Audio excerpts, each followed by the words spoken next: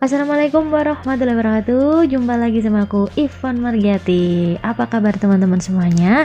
Semoga selalu dalam keadaan sehat walafiat. Amin ya rabbal alamin. Nah, aku sapa dulu buat teman-teman yang udah pengumuman nih. Siapa aja silahkan. Nah, selamat ya buat teman-teman yang bisa mengikuti seleksi kompetensi bidang di CPNS tahun 2021 ini. Semoga apa yang teman-teman citakan bisa terwujud di tahun ini. Nah, silahkan teman-teman mulai belajar karena kemarin sudah aku share untuk kisi-kisi terbaru soal seleksi kompetensi bidang tahun 2021. Nah, bagi teman-teman yang daftar pustakawan ahli udah aku kasih kisi-kisinya, pustakawan terampil juga udah aku kasih kisi-kisinya. Oke, sekarang kita bahas dulu untuk soal-soal latihan. Ini bisa untuk pustakawan ahli dan pustakawan terampil ya teman-teman. Ini masih aku buat yang umum untuk semuanya. Tapi buat teman-teman yang belum klik tombol subscribe, silahkan klik dulu ya tombol subscribe-nya. Sudah belum? Oke, kalau sudah silahkan klik juga tombol loncengnya supaya kalau aku upload video teman-teman dapat notifikasi dan aku makin semangat bikin konten untuk teman-teman semuanya. Silahkan like, komen, dan share supaya lebih banyak orang yang mendapatkan manfaat dari video ini. Gratis kok, kalau klik subscribe itu gratis, nggak bayar sama sekali. Langsung aja kita ke pembahasan pertama.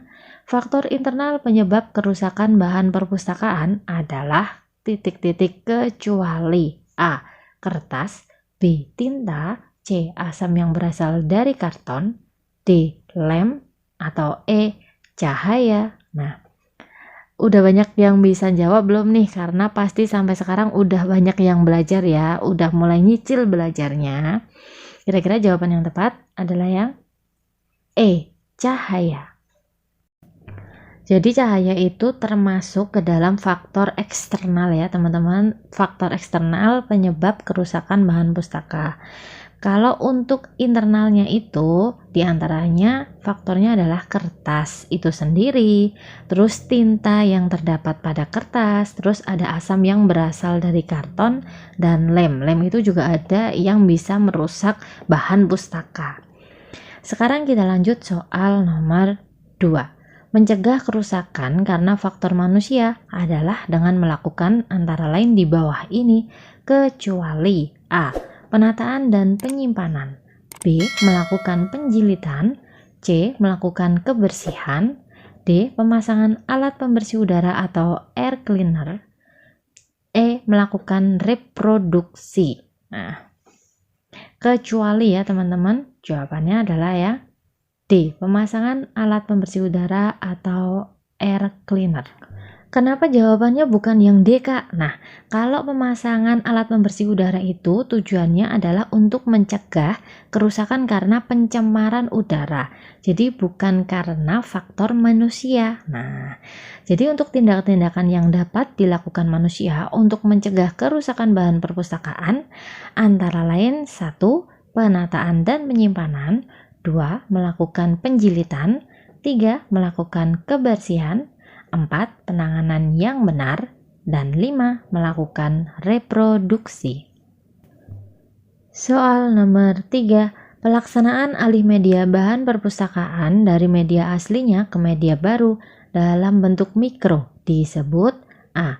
Mikrografi, B. Reprografi, C. Digitalisasi, D.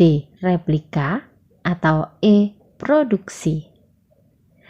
Jawaban yang tepat adalah yang A. Mikrografi. Soal nomor 4. Fungsi pelestarian bahan perpustakaan adalah sebagai berikut kecuali A. Menyelamatkan fisik dokumen, B. Pendidikan, C. Perlindungan, D. Pengawetan, atau E. Kesehatan. Hati-hati dengan soal seperti ini yang teman-teman, yang ditanyakan itu fungsi pelestarian bahan perpustakaan. Nah, di sini A, B, C, D, E opsi jawabannya bagus semua. Teman-teman jangan terkecoh. Pelajari juga fungsi pelestarian. Nah, kecuali jawaban yang tepat adalah yang A. Menyelamatkan fisik dokumen. Jadi kalau menyelamatkan fisik dokumen itu adalah tujuan dari pelestarian ya teman-teman. Kalau fungsinya itu ada 8 menurut Marto Atmojo. Yang pertama perlindungan, 2 pengawetan, 3 kesehatan, 4 pendidikan, 5 kesabaran, 6 ekonomi, 7 sosial, dan 8 keindahan. Lanjut soal nomor 5. Kode pengidentifikasian buku yang bersifat unik disebut A. ISBN, B. KDT, C. ISSN, D. Barcode anggota, atau E. IAN. Nah, masih asing nggak dengan istilah-istilah seperti ini teman-teman? Nah, untuk jawaban yang tepat kita jawab dulu aja ya. Jawabannya adalah yang A. ISBN.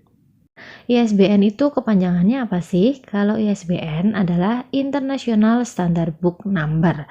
Itu adalah kode pengidentifikasian buku yang bersifat unik.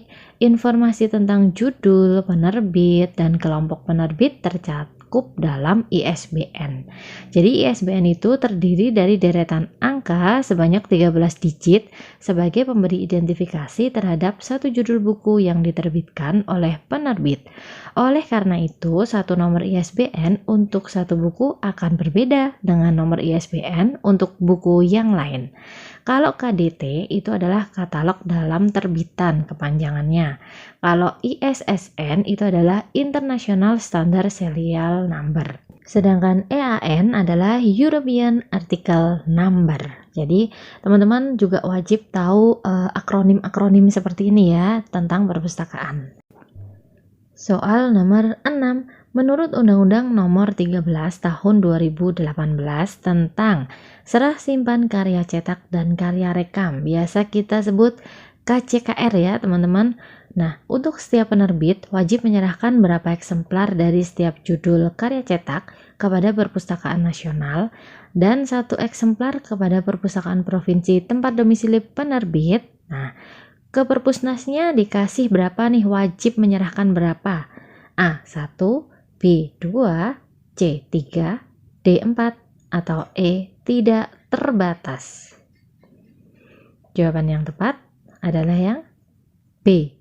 2. Jadi tentang penyerahan berapa eksemplar setiap judul karya cetak kepada Perpusnas oleh penerbit itu terdapat pada bab 2 penyerahan karya cetak dan karya rekam pada pasal 4 Undang-Undang Nomor 13 Tahun 2018.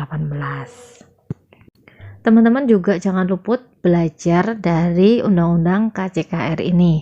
Silahkan teman-teman bisa download atau nanti aku kasih juga bisa di description box, nanti bisa teman-teman download. Terus kita lanjut soal nomor 7. Pelaksanaan serah simpan karya cetak dan karya rekam berasaskan sebagai berikut, kecuali A. Kemanfaatan, B. Keamanan, C. Keselamatan, D. Profesionalisme, atau E. Ekonomi. Kecuali ya teman-teman, jawabannya adalah yang E. Ekonomi. Pelaksanaan serah simpan karya cetak dan karya rekam berasaskan 1. Kemanfaatan, 2. Transparansi, 3. Aksesibilitas, 4. Keamanan, 5. Keselamatan, 6. Profesionalisme, 7. Antisipasi, 8. Ketanggapan, dan 9. Akuntabilitas. Oke, semangat teman-teman. Soal nomor 8. Salah satu tujuan pelaksanaan serah simpan karya cetak dan karya rekam adalah A. Mewujudkan koleksi nasional dan melestarikannya sebagai hasil budaya bangsa dalam rangka menunjang pembangunan melalui pendidikan, penelitian, dan pengembangan ilmu pengetahuan dan teknologi. B. Mendapatkan koleksi dari penerbit. C. Menyimpan arsip dokumen. D. Memelihara koleksi yang diterbitkan. Atau E. Melakukan salinan digital. Nah, tujuan pelaksanaan serah simpan KCKR ya teman-teman. Jawabannya adalah yang A. Mewujudkan koleksi nasional dan melestarikannya sebagai hasil budaya bangsa dalam rangka menunjang pembangunan melalui pendidikan, penelitian, dan pengembangan ilmu pengetahuan dan teknologi. Jadi tujuan pelaksanaan serah simpan karya cetak dan karya rekam adalah yang A tadi. Kemudian yang kedua adalah menyelamatkan karya cetak dan karya rekam dari ancaman bahaya yang disebabkan oleh alam dan atau perbuatan manusia. Lanjut soal nomor 9. Bahkan klasifikasi sistem hierarki yang menganut prinsip desimal untuk membagi semua bidang ilmu pengetahuan disebut A. UDC, B. DDC, C. NTIS, D. LCC, atau E. OPAC. Nah, jawabannya adalah yang B. DDC. DDC membagi ilmu pengetahuan manusia menjadi 10 kelas utama. Masing-masing kelas utama dibagi menjadi 10 divisi lagi, dan masing-masing divisi dibagi menjadi 10 seksi. Sehingga DDC itu mempunyai 10 kelas utama, 100 divisi, dan 1000 seksi. Teman-teman wajib hafal juga untuk DDC itu kelas 00 sampai 900 itu tentang apa. Oke, sekarang kita beranjak ke soal terakhir, soal nomor 10. Ini tugas, kayak guru aja ya. Tugas untuk teman-teman semuanya. Silahkan teman-teman menjawab untuk koleksi dengan judul Kamus Kedokteran itu mempunyai nomor klasifikasi berapa. Nah, hati-hati teman-teman, untuk kamus kedokteran ada 2 kata, kamus dan kedokteran. Kamus sendiri itu nomor klasifikasinya berapa, kedokteran juga berapa. Silahkan teman-teman boleh tulis di kolom komentar, dan jangan lupa teman-teman lihat video aku sebelumnya di tahun-tahun kemarin. Itu banyak aku upload video tentang SKB perpustakaan. Gak harus belajar dari video aku yang terbaru, belajar juga tentang materi SKB perpustakaan. Itu juga insya Allah kemarin hasil sharing-sharing dengan teman-teman yang sudah tes di tahun kemarin, dan di tahun ini insya Allah aku kasih juga sharing informasi untuk teman-teman semuanya tentang soal-soal SKB di kualifikasi pendidikan perpustakaan. Semoga video ini bermanfaat untuk teman-teman semuanya. Assalamualaikum warahmatullahi wabarakatuh.